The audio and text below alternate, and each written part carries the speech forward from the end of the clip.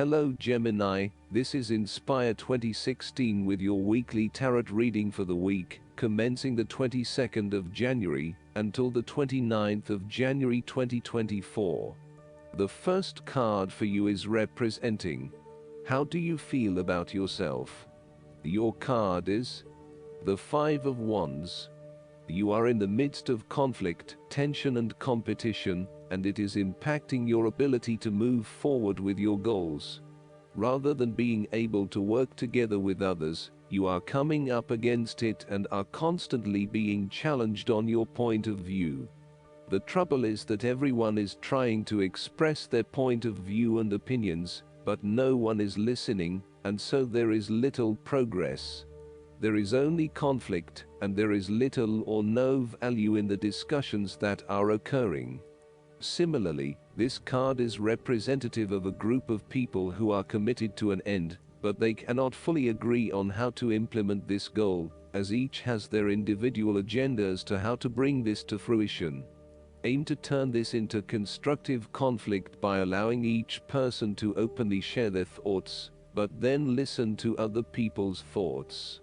Once everyone has been heard and all opinions have been considered, determine the best path forward. The Five of Wands encourages an enthusiastic approach to change. Change is coming, whether you like it or not. However, your challenge will be in ensuring that everyone is on the same page and is focused on dealing with this change constructively and positively. Currently, there is scattered energy resulting from misdirected enthusiasm. Everyone has many ideas, but no one is there to bring them into one consistent path forward. Your role may be in identifying a clear strategy and purpose that can be implemented by all involved. The second card for you is representing. What do you want most right now? Your card is the Seven of Cups. What do you want most right now is clarity of making choices that have been presented to you. Although dreaming is beautiful and provides inspiration for action, you must at some point abandon your castles in the sky and begin to build those castles in your real life. A choice must be made, even though the apparent multiplicity of options seems to paralyze you with either fear or excessive anticipation. If you are unable to make a decision because of too many options, it is time to carefully evaluate the pros and cons of each option and make a thoughtful choice. You also need to be very clear about what it is you are working towards, so that you can make the best choice.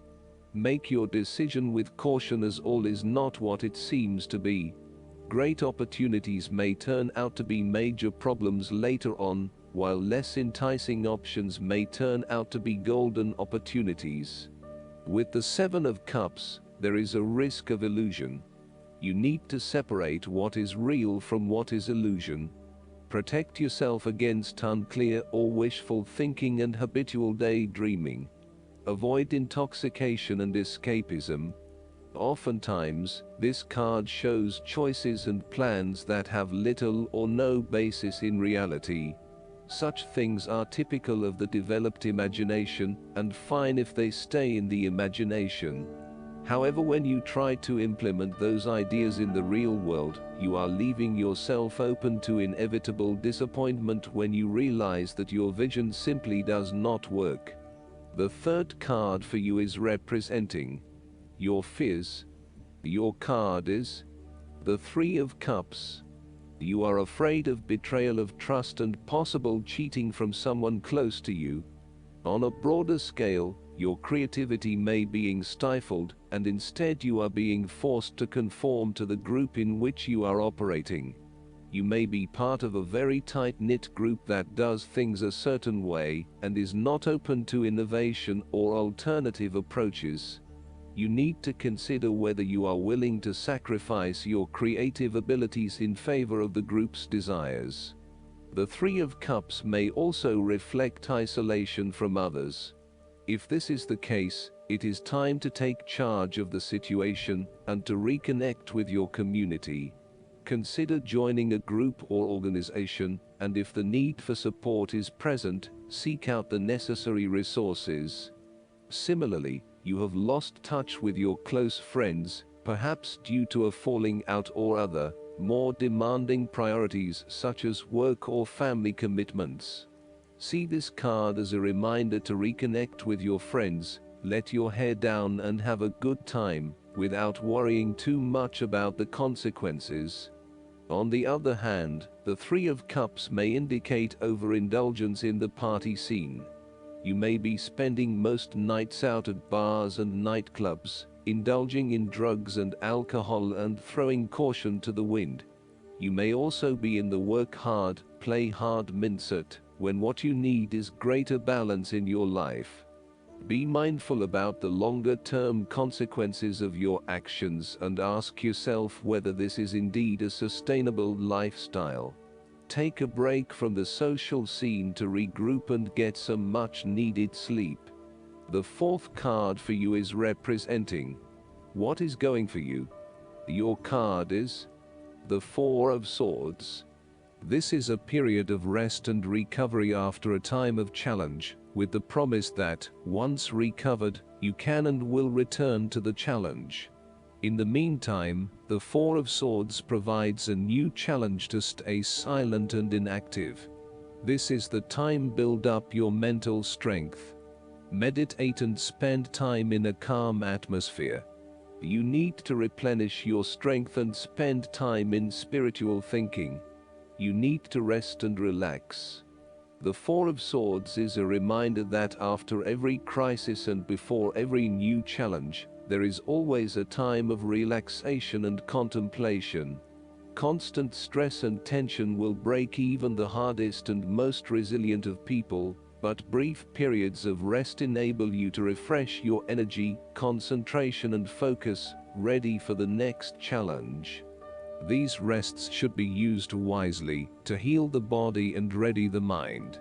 The Four of Swords is also a sign that you can stop worrying, put down your defenses and take a breather from the chaos around you. For the moment there is a truce, and you can catch your breath without being attacked again. However, bear in mind that a truce and peace are not the same thing. The Four of Swords is a guarantee that challenges will return to your life as soon as you are ready to face them, so make the most of the stillness and quiet you have earned, but never lose sight of the fact that the battle is not yet over, and that there is still work to be done. The fifth card for you is representing what is going against you. The Nine of Wands. You may be afraid and hesitant to make a long-term commitment. You may be feeling as if life is all work and no play, and you may feel overcome by responsibilities or a lack of support from those around you. You may also be lacking the necessary resources, such as finances, skills or time, in order to deal with the challenges head-on. As such, you are hesitant to make any commitments in fear that your responsibilities will become all too much. You may also be more inclined to be a little on edge and on the defensive. The boundaries you have set around yourself are now becoming your cage, locking you into your old habits and behaviors. Be careful of dwelling on past frustrations and grievances. Just try to let go. You need to be mindful not to make assumptions or hasty judgments. Lighten up a little and return to the Eight of Wands, where you take life as it comes in all its various forms. Go with the flow and release yourself of the pressures you are feeling. A holiday or a break might do you some good, where you can re-energize and rejuvenate yourself. Sometimes, the Nine of Wands can indicate extreme paranoia or even schizophrenia. You may feel as though you are constantly under attack or are being watched. Oftentimes, this is indicative of a fear from within, rather than an actual external threat. Counseling or psychological help is advised. The last card for you is representing the likely outcome that you may have. Your card is the King of Swords. There would be a male significant figure in your life, most likely from air signs, just like yourself, who has the courage and intellect to accomplish all that he desires. You need to adopt a very stern but fair role. You have clarity of mind and can perceive the truth right now, so you must take the lead with providing an objective point of view. You are well positioned to judge your situation appropriately and identify the limiting behaviors that are getting the way. This is a time when you need to leave emotions out of it and remain as objective and rational as possible. You may need to reason with others and be quite direct about what you are observing. You may be concerned that you are not being particularly caring or sympathetic, but at this point in time, this detachment is what is needed most. Similarly, the King of Swords encourages you to use your logic and intellect to navigate your path ahead. You will need to get to the heart of the matter, make firm and well-researched decisions, and ensure that you are firm but fair in your dealings with others.